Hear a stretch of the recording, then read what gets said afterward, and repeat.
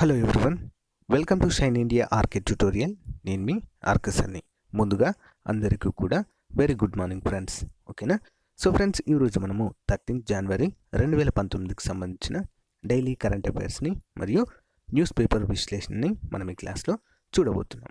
ఓకేనా ఫ్రెండ్స్? ప్రతిరోజు కూడా మనము ఈ యొక్క క్లాస్ని కంటిన్యూస్గా చేయడం జరుగుతుంది ఫ్రెండ్స్. ఆ వీడియోస్ అన్నీ కూడా ప్లేలిస్ట్లో ప్రొవైడ్ చేశాను, చూడండి ఫ్రెండ్స్. ఓకేనా? క్లాస్లోకి వెళ్దాం. మొదటగా అంతర్జాతీయం, జాతీయం, ఇతర అంశాలకు సంబంధించిన కరెంట్ అఫైర్స్ని చూద్దాము. సో ఇందులో భాగంగా మొదటిది, భారత క్రికెట్ చరిత్రలో 10,000 పరుగుల మైలురాయిని ఆస్ట్రేలియాతో జరుగుతున్న తొలి వన్డేలో అందుకున్న క్రికెటర్ ఎవరు? Important question. ఆన్సర్ వచ్చేసి ఆప్షన్ సి, మహేంద్ర సింగ్ ధోని. వివరాలు చూద్దాం. వన్డే క్రికెట్లో 10,000 పరుగుల మైలురాయిని చేరుకున్న అతి తక్కువ మంది బ్యాట్స్మెన్ జాబితాలో ధోని చేరాడు. కాగా భారత బ్యాట్స్మెన్లలో ఈ మార్కును అందుకున్న 5వ ఆటగాడిగా నిలిచాడు. 2017లో ఇంగ్లాండ్ టూర్లో ఆడిన ధోని 10,000 పరుగుల మైలురాయికి కేవలం 1 పరుగు దూరంలో ఆగిపోయాడు. ఆ తర్వాత ఏషియా 11 తరపున ఆఫ్రికా 11పై 3 మ్యాచ్లు ఆడిన ధోని 174 పరుగులు చేశాడు. తాజాగా సిడ్నీ వేదికగా జరిగిన వన్డేలో 51 పరుగులు చేసిన ధోని 10,000 పరుగులు చేసిన భారత ఆటగాళ్లు సచిన్, సౌరవ్ గంగూలీ, రాహుల్ ద్రావిడ్, విరాట్ కోహ్లీల సరసన చేరినట్లుగా తెలుస్తుంది. నెక్స్ట్ వన్, వరల్డ్ బ్యాంక్ అధ్యక్షుడిగా ఉన్న ఎవరు జనవరి 12, 2019వ తేదీన రాజీనామా చేస్తున్నట్లుగా ప్రకటించడం జరిగింది? Answer option A, Jim Yong Kim. ఓకేనా? Important question.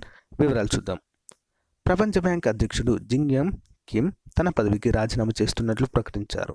రెండవసారి అధ్యక్ష బాధ్యతలు చేపడుతున్న ఆయనకు ఇంకా 3 ఏళ్ల సర్వీస్ ఉంది. కానీ వరల్డ్ బ్యాంక్ ప్రెసిడెంట్ హోదా నుంచి తప్పుకుంటున్నట్లుగా ఆయన సోమవారం చెప్పారు. దీంతో ఆ అధ్యక్ష రేసులో కొంతమంది పేర్లు వినిపిస్తున్నాయి. యుఎస్ అంబాసిడర్ నిక్కీ హ్యాలే, అధ్యక్షుడు డొనాల్డ్ ట్రంప్ కూతురు ఇవాంకా ట్రంప్ కూడా అమెరికా అభ్యర్థులుగా వరల్డ్ బ్యాంక్ ప్రెసిడెంట్ రేసులో ఉన్నట్లుగా తెలుస్తుంది. సో ఈ ఇద్దరు పేర్లతో పాటు మరికొంతమంది పేర్లకు ప్రతిపాదనలు వచ్చినట్లుగా వార్తలు వినిపిస్తున్నాయి. మహిళా వ్యాపారవేత్తల సాధికారత కోసం 2017లో ఇవాంకా ట్రంప్ భారీగా నిధులు సేకరించారు. సుమారు $100 కోట్ల నిధులను ఈమె సేకరించి అందరినీ ఆకట్టుకున్నారు. దీంతో ఇవాంకా కూడా వరల్డ్ బ్యాంక్ ప్రెసిడెంట్ నామినేషన్లో ఉన్నట్లుగా తెలుస్తుంది. ఓకేనా ఫ్రెండ్స్? నెక్స్ట్ వన్,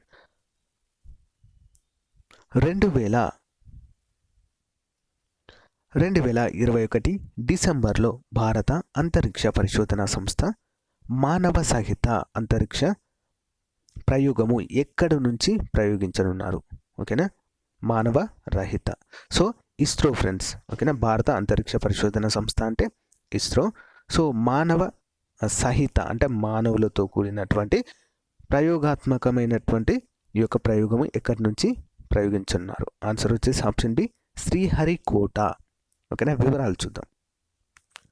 దేశ అంతరిక్ష చరిత్రలో మైలురాయిగా నిల్వనున్న మానవ సహిత అంతరిక్ష ప్రయోగము గగన్యాన్ ప్రాజెక్టును డిసెంబర్ 2021లో చేపట్టే లక్ష్యంతో పనిచేస్తున్నామని ఇస్రో చైర్మన్ డాక్టర్ శివన్ వెల్లడించారు. సో ఇందులో చాలా ఇంపార్టెంట్ పాయింట్స్ ఉన్నాయి ఫ్రెండ్స్. ఒకటి, గగన్యాన్. ఓకేనా? దాని పేరేంటి? గగన్యాన్. ఎప్పుడు? 2021లో. ISRO chairman doctor Sivan. ఈ 3 గుర్తుపెట్టుకోండి. సో గగన్యాన్ ప్రాజెక్టు ద్వారా పంపే 3 వ్యోమగాముల్లో భారతీయులు ఉండే అవకాశం ఉందని, వీరిలో ఒక మహిళా వ్యోమగామి కూడా ఉండేట్లుగా చూసుకున్నట్లుగా తెలుస్తుంది ఫ్రెండ్స్. Important question. ఓకేనా? సో వీరిలో భారత వాయుసేనకు చెందిన వ్యక్తి కూడా ఉంటున్నట్లుగా తెలుస్తుంది. Important question.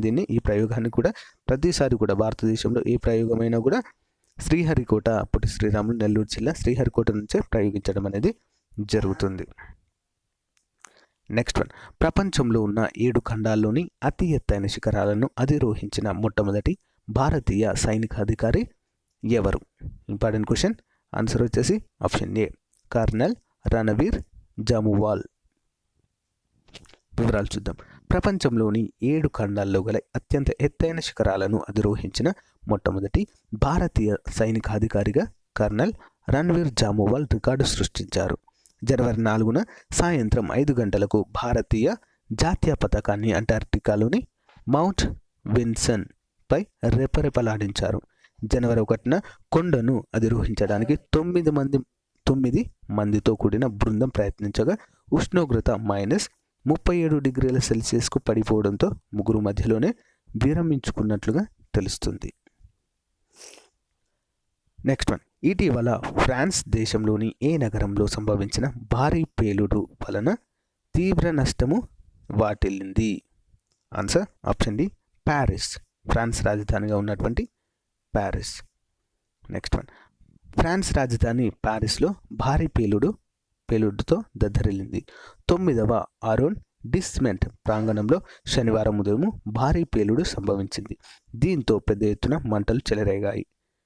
సో ఈ విషయం తెలుసుకున్న వెంటనే అగ్నిమాపక దళాలు సంఘటనా స్థలానికి చేరుకుని మంటలను అదుపులోకి తీసుకురావచ్చేందుకు ప్రయత్నాలు చేయడము జరిగింది ఫ్రెండ్స్. ఓకేనా. సో పేలుడు కారణంగా ఇక్కడ భవనాలు ధ్వంసమయ్యాయి. పరిసర ప్రాంతాలు భీతావహంగా మారాయి. ఈ ప్రమాదంలో పలువురు గాయపడినట్లుగా తెలుస్తుంది. అయితే ఎవరైనా ప్రాణాలు కోల్పోయారా అనే విషయం ఇంకా తెలియాల్సి ఉంది friends. Important question. Next one, 2020లో జరగబోయే అమెరికా అధ్యక్ష ఎన్నికల్లో పోటీ చేయనున్నట్లు ప్రకటించిన భారత సంతతి మహిళ ఎవరు? Important question. ఆన్సర్ ఆప్షన్ ఏ, తులసి గబార్డ్. Important question. వివరాలు చూద్దాం. అమెరికా కాంగ్రెస్కు ఎంపికైన తొలి హిందూ నేత తులసి గబార్డ్ వచ్చే అమెరికా అధ్యక్ష ఎన్నికల్లో పోటీ చేయనున్నట్లుగా 2020 సంవత్సరంలో జరగనున్న అధ్యక్ష ఎన్నికల్లో అమెరికా అధ్యక్షుడు డొనాల్డ్ ట్రంప్ పై పోటీకి సిద్ధమవుతున్నారు. 37 ఏళ్ల తులసి గబార్డ్ డెమోక్రటిక్ పార్టీ నుంచి పోటీకి దిగుతున్నటువంటి రెండో మహిళ. సెనేటర్ ఎలిజబెత్ వారెన్ కూడా వచ్చే ఎన్నికల్లో పోటీ చేయనున్నారు. అలాగే కాలిఫోర్నియాకు చెందిన భారత సంతతి సెనేటర్ కమలా హ్యారిస్ కూడా వచ్చే ఎన్నికల్లో పోటీ చేసే అవకాశాలు ఉన్నాయని చెప్పేసి తెలుస్తుంది. Important question. Next one, America ప్రధాన కేంద్రంగా కార్యకలాపాలు నిర్వహించే సిటీ బ్యాంక్కి ఇటీవల ఆర్బీఐ 3 కోట్ల రూపాయల జరిమానా విధించింది. సో కారణం ఏంటి మరి? ఆన్సర్ ఆప్షన్ ఏ, అసమర్థ యాజమాన్యాన్ని ఎంచుకున్నందుకు గాను. వివరాలు చూద్దాం. అమెరికా ప్రధాన కేంద్రంగా సేవలు అందించే సిటీ బ్యాంకుకు భారత జాతీయ రిజర్వ్ బ్యాంక్ 3 కోట్ల రూపాయల జరిమానా విధించింది. అసమర్థులైన డైరెక్టర్లను నియమించాలని, సరైన అర్హతలు ఉండాలని ఆర్బీఐ గతంలో బ్యాంకును ఆదేశించింది. ఈ ఆదేశాలను పాటించకపోవడంతో బ్యాంకుకు జరిమానా విధించారు. వినియోగదారుల లావాదేవీలతో ఈ జరిమానాకు ఎలాంటి సంబంధం లేదని ఆర్బీఐ వెల్లడించింది. Important question. సో ఫ్రెండ్స్, ఇంతటితో మనము జాతీయ, అంతర్జాతీయ ఇతర అంశాల గురించి ముఖ్యమైన అంశాలను చూసాము. ఇప్పుడు ఆంధ్రప్రదేశ్ రాష్ట్రానికి సంబంధించిన ముఖ్యమైన అంశాలు చూద్దాం. మొదటిది, ఆంధ్రప్రదేశ్ రాష్ట్రంలో ప్రధాన ఎన్నికల అధికారి ఆర్పి సిసోడియా నిర్వహించిన సర్వే 2019 ప్రకారం రాష్ట్రంలో ఎంతమంది ఓటర్లు ఉన్నట్లుగా గణాంకాలు వెల్లడించాయి. Important question. ఆన్సర్ వచ్చేసి ఆప్షన్ ఏ. సో ఎంత? 3.69 లక్షలు. వివరాలు చూద్దాం. అమరావతి, ఆంధ్రప్రదేశ్లో ఎన్నికల సంఘము శుక్రవారం రాత్రి 11:30 సమయంలో తుది ఓటర్ల జాబితాను ప్రచురించింది. దాని ప్రకారం రాష్ట్రంలో 3.69 అంటే 3,69,33,091 మంది ఓటర్లు ఉన్నారని ప్రధాన ఎన్నికల అధికారి ఆర్పి సిసోడియా ప్రకటించారు. ముసాయిదా ఓటర్ల జాబితాను విడుదల చేసే నాటికి రాష్ట్రంలో 3,51,95,260 మంది ఓటర్లు ఉండగా ప్రత్యేక సమగ్ర సర్వే సవరణ 2019 ప్రకారము చేపట్టిన అనంతరం అదనంగా 17,37,831 మంది ఓటర్లు పెరిగినట్లుగా మనకు తెలుస్తుంది.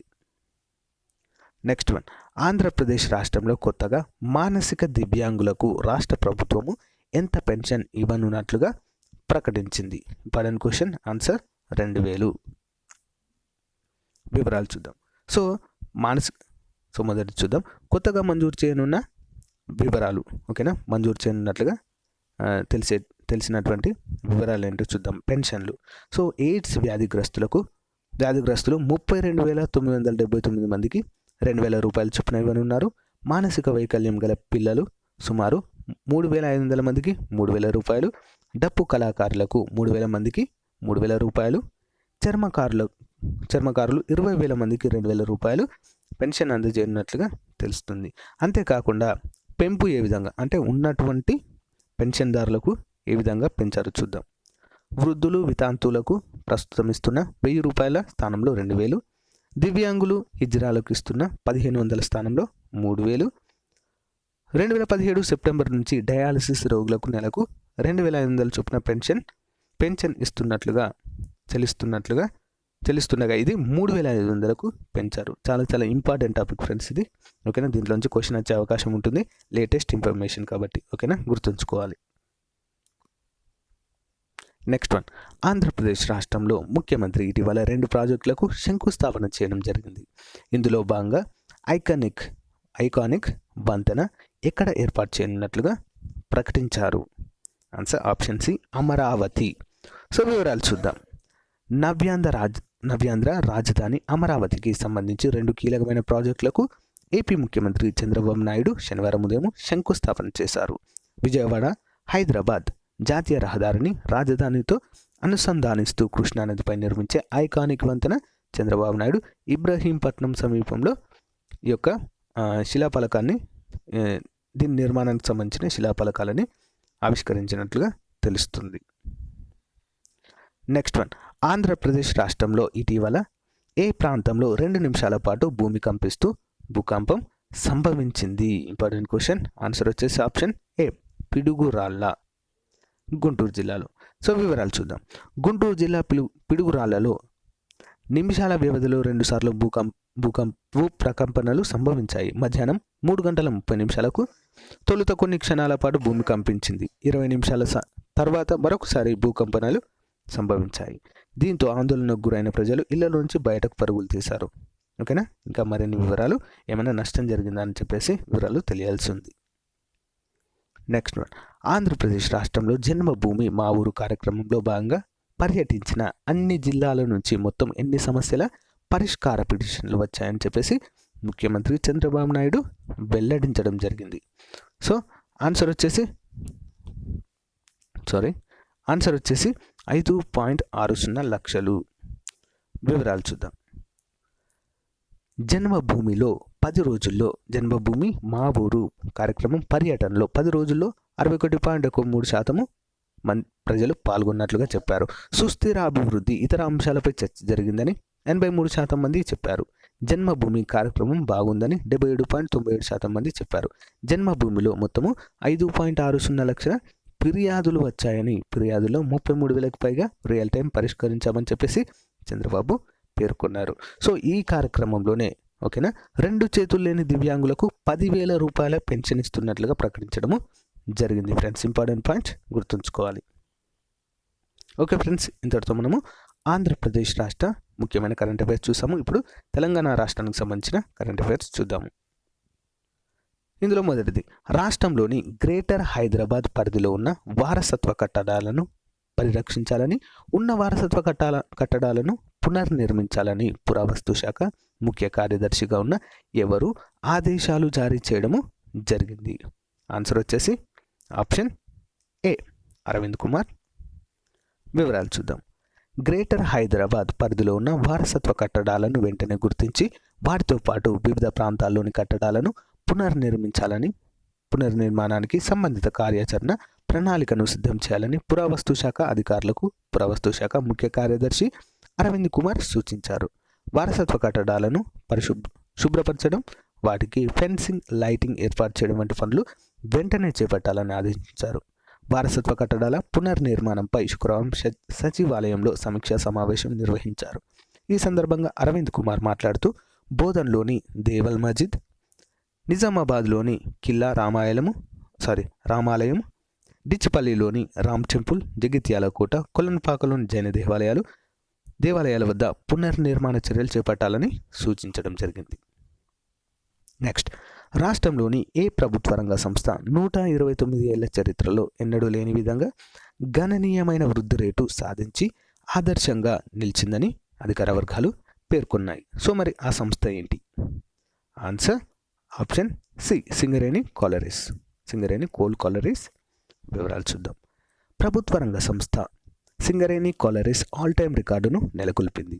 129 ఏళ్ల చరిత్రలో మునుపెన్నడూ నమోదు కాని వృద్ధిని స్వరాష్ట్ర ఏర్పాటు తర్వాత నుంచి నమోదు చేస్తుందని, ఐదేండ్లుగా అన్ని ప్రభుత్వ సంస్థల్లోకెల్లా అగ్రభాగంలో నిలుస్తున్న సింగరేణి బొగ్గు రవాణా, ఒబి తొలగింపు, అమ్మకాలు, లాభాల్లో గణనీయమైన వృద్ధిని నమోదు చేసింది. దీంతో తెలంగాణ ఏర్పడితే పరిశ్రమలు మూతపడతాయన్న వాదనకు పటాపంచలు చేయడంతో పాటు దేశంలోని అన్ని ప్రభుత్వ రంగ సంస్థలకు తలమానికంగా నిలిచిందని చెప్పేసి తెలుస్తుంది. నెక్స్ట్ వన్, తెలంగాణ రాష్ట్రంలో నూతనంగా ఏర్పాటు చేసిన గిరిజన విశ్వవిద్యాలయంలో ఎప్పటి నుంచి తరగతులు ప్రారంభించనున్నట్లుగా తెలుస్తుంది.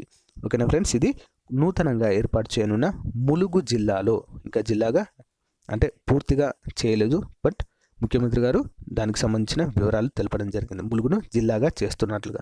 సో ములుగు జిల్లాలో అనుకుందాం, లేదా ఇంకా కాలేదు కాబట్టి భూపాలపల్లి డిస్టిక్ ములుగులో. ఓకేనా. సో ఈ యొక్క గిరిజన విశ్వవిద్యాలయాన్ని ఏర్పాటు చేస్తున్నట్లుగా తెలియచేయడం జరిగింది. మరి ఎప్పటి నుంచి ఇందులో తరగతులు ప్రారంభిస్తున్నట్లుగా తెలిపారు? సో ఆన్సర్ వచ్చేసి ఫ్రెండ్స్ జూలై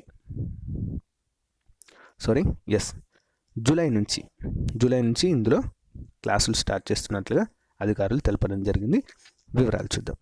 గిరిజన యూనివర్సిటీ ద్వారా ఈ ఏడాది జూలై నుంచి 6 కోర్సుల్లో ప్రవేశాలు ప్రారంభించాలని, ప్రతి కోర్సులో 30 మంది విద్యార్థులను చేర్చుకోవాలని రాష్ట్ర ప్రభుత్వ ప్రధాన కార్యదర్శి ఎస్కే జోషి ఆదేశించారు. గిరిజన యూనివర్సిటీ ఏర్పాటు, కోర్సులు, మొదటి సంవత్సరం ఆయా కోర్సుల్లో తరగతుల నిర్వహణపై ఆయన శుక్రవారం సచివాలయంలో గిరిజన సంక్షేమ, విద్యాశాఖ, అటవీశాఖ, హైదరాబాద్ సెంట్రల్ యూనివర్సిటీ అధికారులతో సమీక్షా సమావేశం నిర్వహించారు. గిరిజన యూనివర్సిటీ ద్వారా జయశంకర్ భూపాలపల్లి జిల్లా ములుగు మండలం జాకారం వద్ద నిర్వహిస్తున్న యువ శిక్షణ కేంద్రంలోనే తరగతులు నిర్వహించాలని, ఇందుకు అనుగుణంగా హైదరాబాద్ సెంట్రల్ యూనివర్సిటీ అధికారులు తాత్కాలికంగా నిర్మాణాలు చేపట్టాలని సిఎస్ సూచించడం జరిగింది. యూనివర్సిటీలో స్థానిక గిరిజన యువత కోసం 30% సూపర్ న్యూమరరీ సీట్లను కేటాయించాలని కూడా చెప్పడము జరిగింది.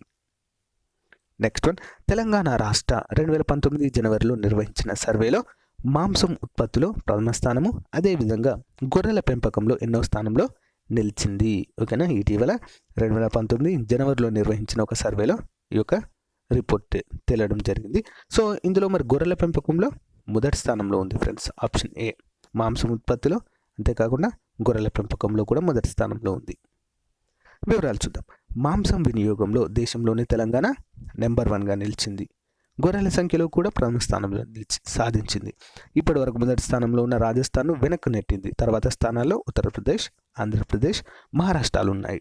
డిసెంబర్ 31తో ముగిసిన జాతీయ పశుగణన నివేదిక ఈ విషయాన్ని స్పష్టం చేసింది. బట్ ఆ వివరాలన్నీ కూడా జనవరిలో ఇటీవల విడుదల చేయడం జరిగింది 2019లో.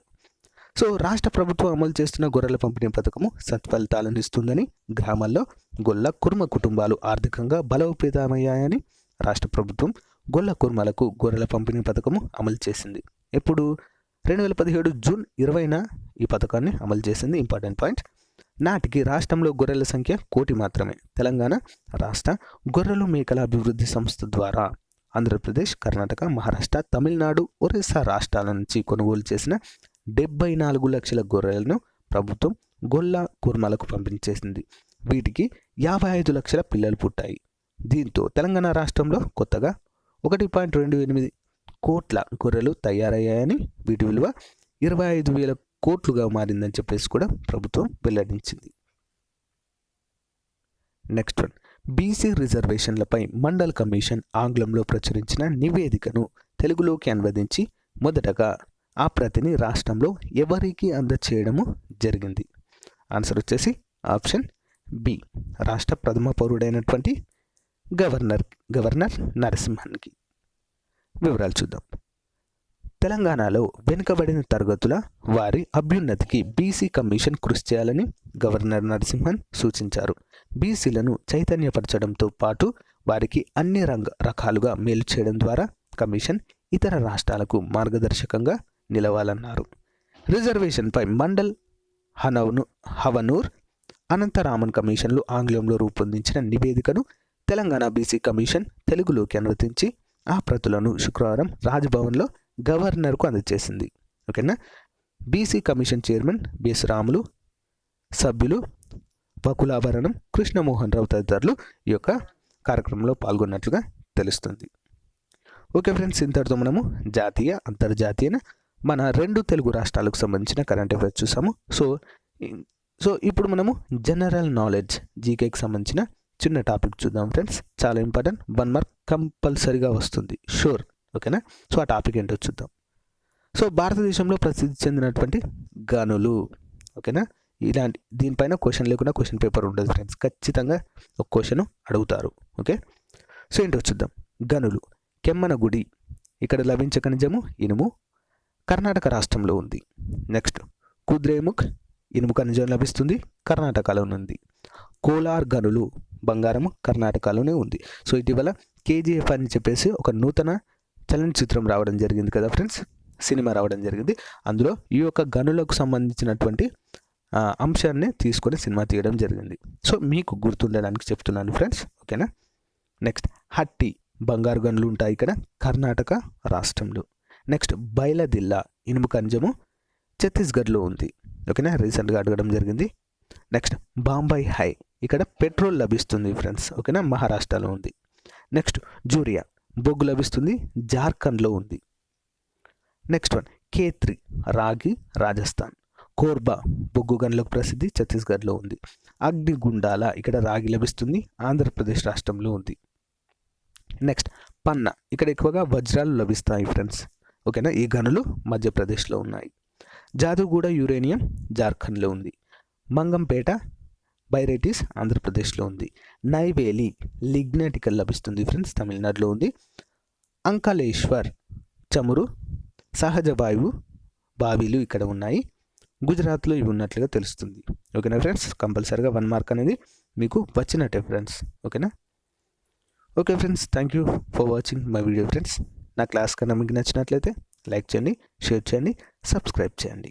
Thank you friends, have a nice day, bye.